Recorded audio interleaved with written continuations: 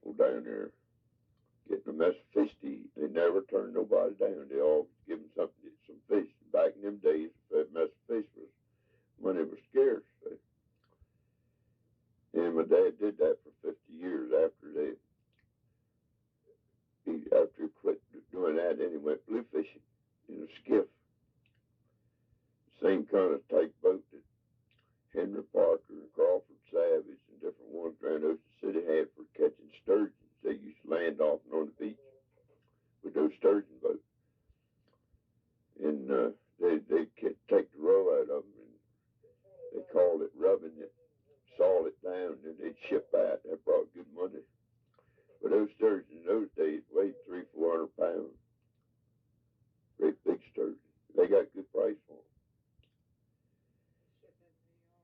Yeah, shipped most of it to Philadelphia, New York.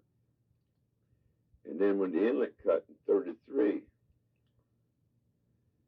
they had fish camps, or didn't have no camps, because all of the pound fishermen, now this was traps offshore, most all of them went broke, except my dad and Uncle Bill, and they got burnt out, which they would eventually went broke because of it.